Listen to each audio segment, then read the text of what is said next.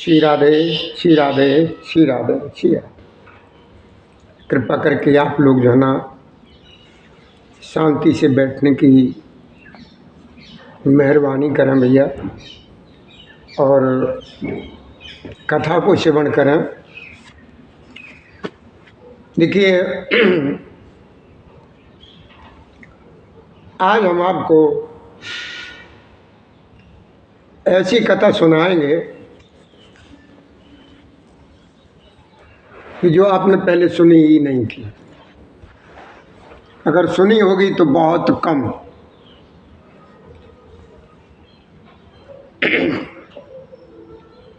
वो ये है कि हमारी जो माँ जानकी जी हैं, यानी सीता जी हैं, इनके पिता कितने हैं, पिता कितने हैं और असली पिता कौन है। तो भैया देखिए, हमारे इस शिवधाम चैनल में आप सभी लोगों का, हमारे भक्तों का बहुत बहुत स्वागत है। तो आप लोग बड़े ध्यान से श्रवण करिए कि जानकी जी का असली पिता कौन है और इनके पिता कितने हैं।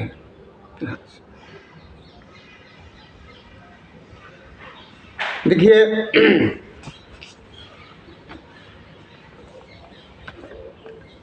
एक बार की बात है,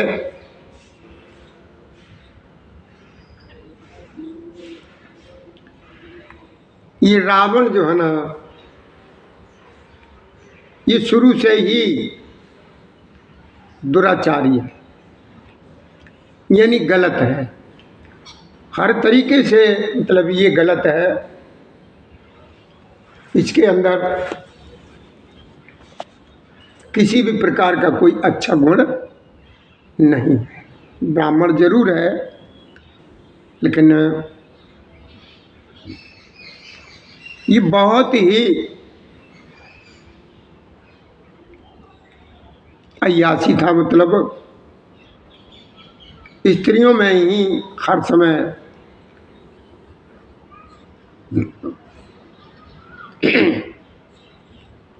यानी उठता बैठता था, खेलता था, रहता था, समय व्यतीत करता था। बहुत ही इनमें विलुप्त बना रहता था और सभी लोगों को सताता था। मतलब जितने भी संत होते थे, महात्मा होते थे, ऋषि लोग होते थे, ये सबको सताता। यहाँ तक सताता था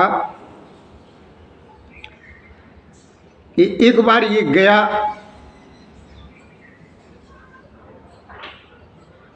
तो ऋषि और मुनियों के आश्रम में जाकर के इसने बहुत ही अत्याचार किए उन लोगों के साथ। यहाँ तक हुआ कि ये ऋषियों मुनियों से भी टैक्स लेने लगा। क्या लेने लगा? टैक्स लेने लगा। अब ये बताओ, बेचारे संत महात्मा हैं, ऋषि मुनि हैं, इन लोगों के पास टैक्स कहाँ से आया? तो इसने क्या किया, और ऋषियों मुनियों का रक्त लेना शुरू कर दिया। उनको मारने लगा, काटने लगा। जो भी इसके साथ होते थे उनको आदेश दे देता था, इनको सबको काट डालो, मार डालो। मतलब इस तरीके की करता था। खून निकालना इसने शुरू कर दिया। अब वो जब खून इकट्ठा करने लगा तो क्या वहीं पर एक पंडित जी महाराज रहते थे उसी जंगल में, और वो लक्ष्मी जी को प्रसन्न करने के लिए एक घड़े में दूध डालते रहते थे। क्या? दूध डालते रहते थे लक्ष्मी जी को प्रसन्न करने। और वही जय श्री राधे बेटा, जय श्री राधे, जय श्री राधे, जय श्री राधे। और वही मटका जो है ना रावण को मिल गया कि उस समय पंडित जी कहीं गए हुए थे, नहीं थे वहाँ पर मौजूद। वो तो जो मटका जो था दशानन ने वहाँ से उठा लिया और उसी घड़े में उन ऋषियों और मुनियों का रक्त जो है ना इकट्ठा करने लगा। जब रक्त इकट्ठा करने लगा तो रक्त उस दिन जो है ना उन लोगों का लेकर के वो दशानन अपने घर के लिए जब चल दिया है तो उन ऋषियों ने सभी ने उस दशानन को श्राप दे दिया और कहा कि देख भाई, तो जो ये कर रहा है ये गलत कर रहा है, तो इस रक्त को ले जा रहा है, यही तुम्हारा जो है ना एक दिन काल बनेगा और तेरे नगर में, तेरी लंका में अकाल पड़ जाएगा। रावण ले आया उस मटके को, जब ले आया उस मटके को तो उसने उस मटके को अपने कक्ष में, कमरे में ला करके रख दिया और वहाँ पर ये कह दिया कि इस मटके को कोई न छूना, इसमें जहर भरा हुआ है, ये कह दिया। जहर भरा हुआ है। अब क्या हुआ कि एक दिन कहीं रावण यानी अपने मनोरंजन के लिए कहीं पर शिखर पर गया हुआ था। शिखर पर गया हुआ था तो वो दूसरी स्त्रियों के साथ खेलता खाता था, मौज मस्ती करता था, वो आदत का ही था ऐसा। इससे मंदोदरी बेचारी बहुत परेशान थी। मंदोदरी बहुत परेशान थी। उसने ये सोच लिया, ठीक बेटा, खुश रहो मेरे राजा बाबू, खुश रहो, खुश रहो, खुश रहो। वो अपने पति को समझाती भी बहुत थी लेकिन वो नहीं मानता था। तो जो उस दिन वो शिखर पर अपने गया हुआ था और मनोरंजन कर रहा था दूसरी अन्य स्त्रियों के साथ। तो मंदोदरी ने कहा क्या मन में अपने ये सोचा कि जब मेरा पति ऐसा है कि हमारे अंदर क्या कमी है जो मेरा पति दूसरे की तरफ ऐसा करता है। जब वो दूसरों के साथ ऐसा समय अपना करता है, खेलता है, जो कुछ भी करता है स्त्री के साथ, तो हमारा जीना तो बिल्कुल भी बेकार है। और बढ़िया, बढ़िया कहानी तो अच्छी है। ये कथा अच्छी चल रही है, कथा अच्छी चल रही है। हाँ, इन्हीं मटके से तो सीता माता निकलती हैं। हाँ। तो मंदोदरी ने सोचा कि हमारा तो जीवन बेकार, हमें तो जीना ही बेकार हमारा तो है, जी करके हम क्या करेंगे जब हमारा पति। अब मंदोदरी क्या, कोई भी स्त्री हो, कोई भी पत्नी हो, अगर उसका पति जो है ना कहीं दूसरी जगह नज़र डालता है और वो जान लेती है तो वो भी ऐसे ही विचार कर कि हमारे जीना बेकार है, हम इसके लिए आए, ये हमारे लिए है और ये हमें छोड़ के दूसरी जगह जा रहा, तो हमारा जीना बेकार। तो हमारा जीना बेकार सोच करके मंदोदरी ने वो जो मटके में जो रक्त जो भरा हुआ रखा था वो उसमें पी लिया। अच्छा, मंदोदरी ने हाँ, पी लिया। अब उसी रक्त से मंदोदरी के गर्भ थे। जी अकाल फिर बनने आ गए हैं। हाँ, अब कुछ लोग ये कहते हैं ऐसे रक्त से कहीं गर्भ ठहर जाता है। तो भैया देखो, उस समय की देवताओं की कुछ बात ही और थी। देवता, उनके अंदर ऐसी दिव्य शक्ति होती थी कि तालाब में नहा लो तो मनुष्य से स्त्री बन जाते थे, स्त्री से मनुष्य बन जाते, ऐसा कहीं होता था। लेकिन तब देवताओं के अंदर वो शक्तियाँ होती थी, हो जाती। अब वो देवता जमीन पे यहाँ पे। अब जैसे उदाहरण के लिए, वहीं पर एक ऋच की पत्नी रहती थी, वहीं जंगल में। तो सूर्यदेव का निकलना हुआ और वो जो स्त्री वहाँ पर रहती थी स्त्री बन करके, तो सूर्यदेव की जब स्त्री पर नजर पड़ी, उसकी गर्दन पर नजर पर जब गर्दन पड़ी, तो उस स्त्री के कौन पैदा हुआ? सुग्रीव। मतलब नजर ही पड़ेगी, गर्दन पर नजर पड़ी तो सुग्रीव पैदा हुए। और जब रात्रि को इंद्रदेव उधर से निकले, तो इंद्रदेव के उस स्त्री के बालों पर नजर पड़ी, तो बाली का जन्म हुआ। ऐसे ऐसे तो जन्म हो जाते थे। ठीक है सर, चल रहा ठीक है बेटा, जय श्री राम। कुछ रहो मेरे राजा, वो कुछ रहो। तो ये उस समय की तो बात ही कुछ और है कि जब मंदोदरी ने उस रक्त को जब पी लिया, तो मंदोदरी के मैया वो गर्भ ठहर गया। अब तो वहाँ पर हुआ जैसे उन ऋषियों और मुनियों ने उस दशानन से ये कह दिया था, रावण से, कि तुम इस रक्त को, इसको हमारे को, इसको ले जा रहे हो, तुम्हारे नगर में भयंकर अकाल पड़ेगा और तुम्हारा काल भी यही बनेगा।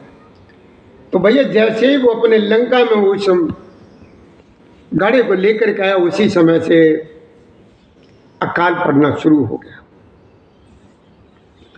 अकाल पड़ना शुरू हो गया तो अब क्या हुआ, मंदोदरी की जो रक्त जो पीने से गर्भ जो ठहर गया था, अब मंदोदरी चिंता में पड़ गई। उसने अपने मन में, ये मंदोदरी ने सोचा कि हमारा पति वैसे ही तो ये ऐसी आदत का है, दूसरी स्त्रियों के उसमें रहता है, अगर उसको हमारे बारे में ये पता लगेगा तो वो पता नहीं हमसे किस तरीके से पेश आएगा, किस तरीके से पेश आएगा। मतलब इस तरीके से मंदोदरी डरने लगे। तो अब क्या हुआ, तो मंदोदरी उस समय रहने लगी फिराक में कि जो भी मेरे ये गर्भ है, ये किसी प्रकार से ये मतलब गिर जाए। तो उसने धीरे धीरे, मंदोदरी ने कोशिश की रावण को अपनी तरफ आकर्षित करने के लिए, वो रावण को रिझा लिया। इतना रिझा लिया कि रावण जो है ना मंदोदरी के काबू में। तो जब मंदोदरी ने ये जान लिया कि पूरी तरीके से ये हमारे उसमें काबू में है, तो हम जो कुछ भी कहेंगे ये मान जाए। तो मंदोदरी ने एक दिन कहा उस दशानन से कि हे पतिदेव, हमने ये सुना है कि आपके गर्जना करने से स्त्रियों के गर्भ गिर जाते हैं, मतलब आपके धारने से स्त्रियों के गर्भ गिर जाते हैं। तो दशानन ने कहा हाँ बात तो सही है, गिर तो जाते हैं, ऐसी बात तो है, गिर जाते हैं।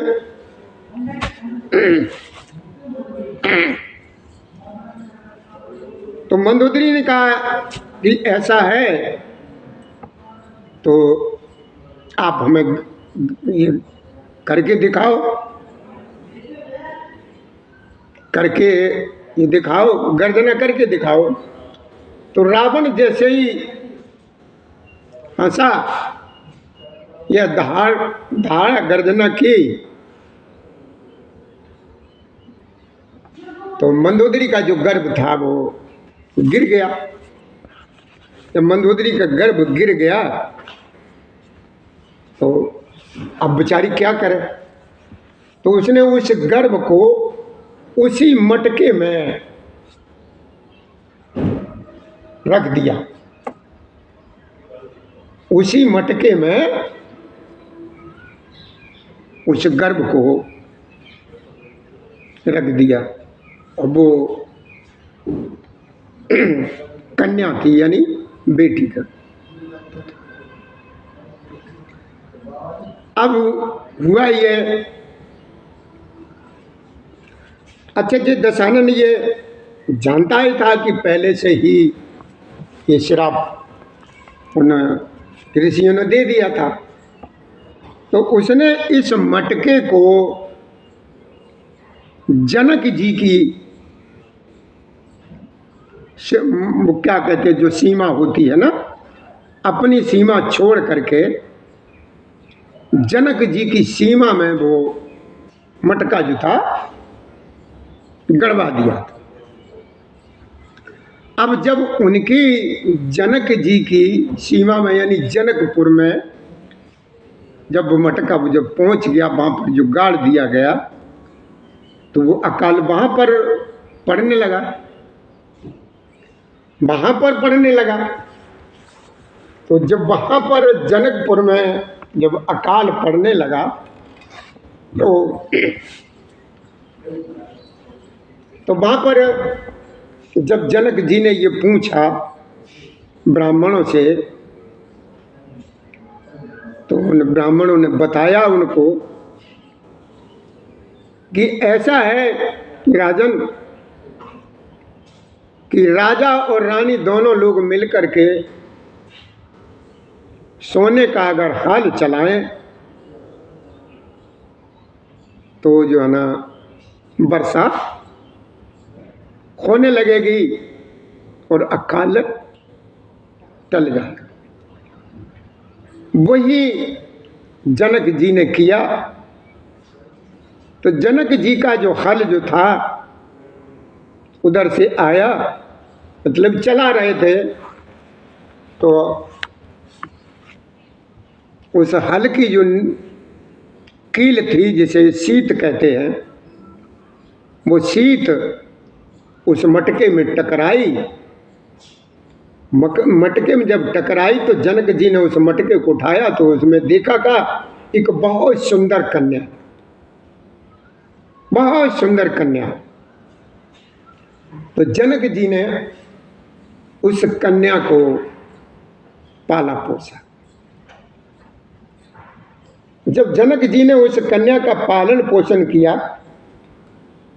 तो सबसे बड़ा पिता किसको माना जाता है, किसको मानते हैं? जो पालन पोषण करे,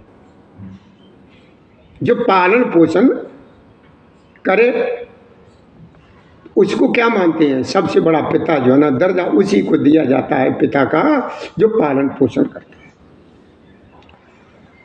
अब एक पिता जनक जी हो गए जानकी जी के, और मुख्य पिता कौन हुए? वो ऋषि मुनि जिनका वो रक्त था, जिनका वो रक्त था, असली पिता तो वो हुए ऋषि मुनि, ऋषि मुनियों का रक्त। अब दूसरे पिता कौन हुए? रावण। रावण के क्यों हुए? रावण के इसलिए हुए कि जिसकी पत्नी से जो कोई संतान का जन्म होता है तो पिता कौन होता है? जिसकी पत्नी होती है। तो मंदोदरी किनकी पत्नी थी? रावण की। तो एक पिता कौन हो गया? रावण। तो सीता जी के पिता कितने हुए? सीता जी के पिता कितने हुए? 3। पहले पिता वो ऋषि मुनि जिनका वो रक्त था,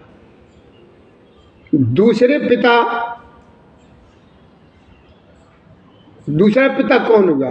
रावण, कि रावण की पत्नी मंदोदरी से, और तीसरे पिता जनक जी हुए जिन्होंने पालन पोषण। तो भैया जानकी जी के कितने पिता हुए? 3। तो भैया हमें उम्मीद है, हमें पूरा भरोसा है कि आपने अपने प्रश्न का, अपने इसका जो कल हमसे पूछा गया था रास्ते में, आपने सुन लिया और आप याद रखेंगे पिता इस बात को कि जानकी जी का पिता कौन कौन है और कितने हैं। तो अभी आप ध्यान रखें कि जानकी जी के पिता 3 हैं। असली पिता तो वो ऋषि मुनि हैं जिनका रक्त था, दूसरे रावण की पुत्री हैं और तीसरे जनक जी की। अब इनमें तीनों में सबसे बड़ा दर्जा उसका होता है जो पालन पोषण करता है। जो पालन पोषण करता है उसी का सबसे बड़ा दर्जा। इसी के साथ भैया हम आप लोगों से आगे चलने की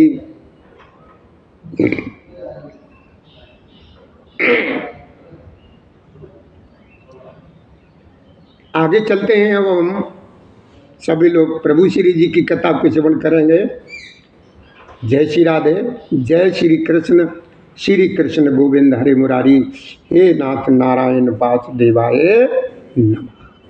भैया वीडियो को देख करके हमारी तरफ से आप सभी लोगों से निवेदन है कि आप ज़्यादा से ज़्यादा प्रभु श्री जी से जुड़ने की कोशिश करें और ये रहस्य भरी ज्ञान प्राप्त करने के लिए जो ना हमारी सिद्धांत चैनल से जरूर जुड़ें। जय श्री राधे, जय श्री कृष्ण गोविंद हरि मुरारी, हे नाथ नारायण वासुदेवाय नमः। कृपा करके वीडियो को पूरा देखें।